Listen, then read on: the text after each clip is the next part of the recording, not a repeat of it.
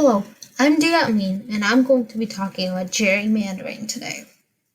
First, let's start with the basics. What is gerrymandering? Gerrymandering is the drawing of political boundaries to give a certain party a numeric advantage over the opposing party. Americans pride themselves on the democracy that gives the people the power. But gerrymandering undermines our democracy and robs people of their power to vote. The word gerrymander was first used in the Boston Gazette in 1812. The word was created in reaction to Governor Albert Gerry signing a bill that redistricted Massachusetts to benefit his Democratic Republican Party. When mapped, one of the contorted districts in the Boston area was said to resemble the shape of a mythological salamander. Gerrymander is a blend of the governor's last name and the word salamander. The simple representation of the effects of gerrymandering is seen through this diagram. There are 50 precincts in this hypothetical state, 60% of which are yellow and the rest are green. When splitting the 50 precincts into the 5 districts, the fair outcome would be 3 yellow districts and 2 green districts. But gerrymandering allows the precincts to be split in a way that would lead to 5 yellow districts and no green districts, or 3 green districts and 2 yellow districts. Both of these outcomes are unfair because they disproportionately represent the population of the state. These pictures show some real-life examples of heavily gerrymandered states in America. This is not what it's supposed to look like. These districts would seem like tentacled horrors that you'd see in your nightmares.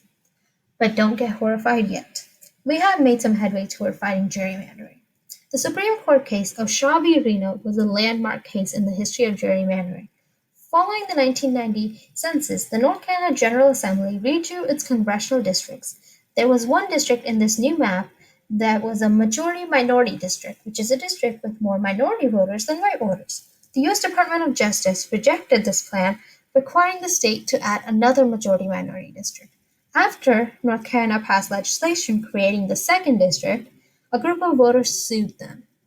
The voters claimed that drawing districts based on race violated the Equal Protection Clause of the 14th Amendment. In a 5-4 decision, the Supreme Court agreed that with the shape of the proposed district was so odd that there was no explanation for its shape other than separating voters by race. They explained that although the district plan may take racial considerations into account and must meet the provisions of the Voting Rights Act, race cannot be the predominant factor in drawing districts. This case made it illegal to create districts based on race. But what about partisan districting? That is where we come in. With the support of Brennan Cause for Justice and the Common Cause, we want to eliminate partisan redistricting. To solve this issue, we need to take the redistricting process out of human hands entirely. States need to put artificial intelligence in charge of drawing district maps to eliminate any human bias. Surprisingly, there's already a software capable of doing that, and it was made in 2014. Yet no one has implemented it because both parties want to keep their advantages in their respective states. A software engineer in Massachusetts named Brian Olson wrote a program to draw optimally compact, equal population congressional districts in each state, based on the 2010 census data. Olson's algorithm draws districts that respect the boundaries of census blocks, which are the smallest geographic unit in the sense used by the Census Bureau. This ensures that the district boundaries reflect actual neighborhoods and don't cut an arbitrary line through somebody's house or businesses. You can see for yourself how his boundaries look.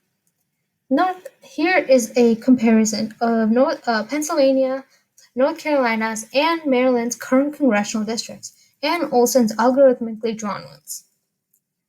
Before the 2030 census, we hope to create enough public pressure to force the state government to create amendments in the state constitutions, requiring the use of AI for redistricting. Please consider supporting our cause, and for more information, be sure to visit our website.